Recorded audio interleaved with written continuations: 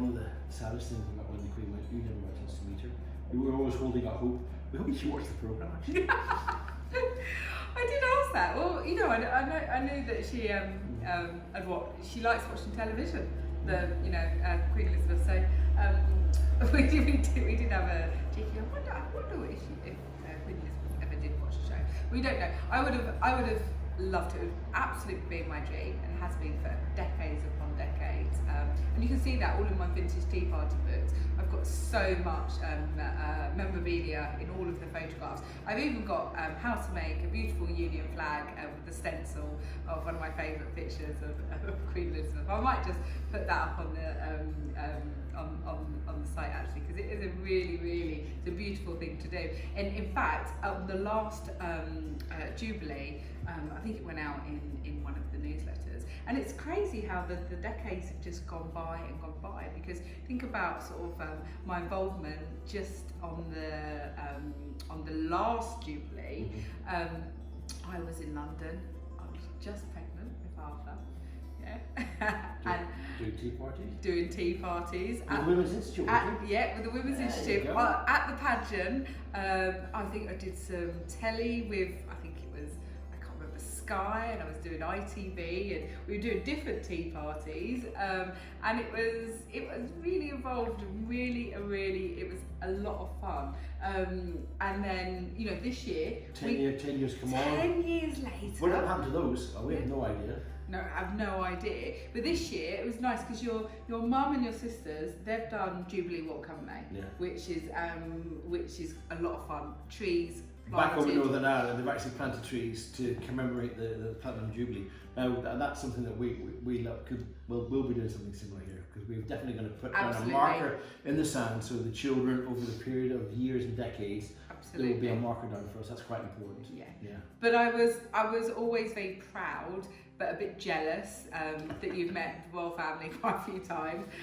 Military, in the army and all the rest of it, you see, we have more of a connection because of the royal family and the military connection. And Princess Anne, the Princess Royal, was my Colonel-in-Chief when I was serving.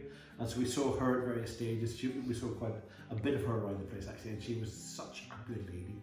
And duty, and even when we watched what was the coverage of what was going on, she was always there, sort of seeing the Queen from A to B, and that made you very proud. It does, yeah. But who the Queen was what, as you touched on it, is actually what is weirdly been an inspiration without us knowing it, because you know she's they are obviously, being the royal family, always in the limelight, but you never hear them explain or complain, and they just get on and have their duty with elegance and smile. And I just feel, you know, what a beautiful thing to watch over the years. I was fortunate enough, I did go to Buckingham Palace and I met the Queen when I got awarded my MBE, and lots of different royals given me, and fortunately for me the Queen gave me my medal. And I've been doing a job which is a little bit sort of, not many people knew about my job except for the Queen did. And that's pretty special. Yeah. She knew all about it, yeah. And she knows everything though. Be careful, yeah. Yeah, she absolutely, she knew everything. I mean, remember that gentleman, a lady and gentleman, they came here and they used to work really in the Queen's house, and all the soft furnishings. And they said, do you know what? She literally makes every single decision. She will know everything, and I love that, because of course she's you know, she never did it all, because you can't. But the fact that she was the knowledge that she actually is so involved in the world is really quite important. Yeah. And as well, I was fortunate enough to be at Buckingham Palace at a garden party giving out Duke of Edinburgh's awards for his 50th anniversary, and both the Duke and the Queen were there, and it was wonderful seeing them interacting with all the people who were around the place, and those sorts of things I get to cherish as an individual memory. But for Arthur and Dorothy, now you see they are young enough, so they'll remember the Queen, they'll remember us watching things on television, they will remember when we plant trees to commemorate the Platinum Jubilee, but then they move on to the next era, and their memories are all going to be the future royals. Absolutely, and it will be King Charles onwards. Yeah, that's different. And it will be a bit of King Charles, but you know, eventually they'll be living in a time when they will be watching the news, and who knows where they're going to live, if they're going to be in France, or maybe, you know, they'll go back and spend a bit of time in London or wherever, and no doubt it's going to be William, and that will be a different era as well. So change is a constant, isn't it? And let's see. Change is a constant.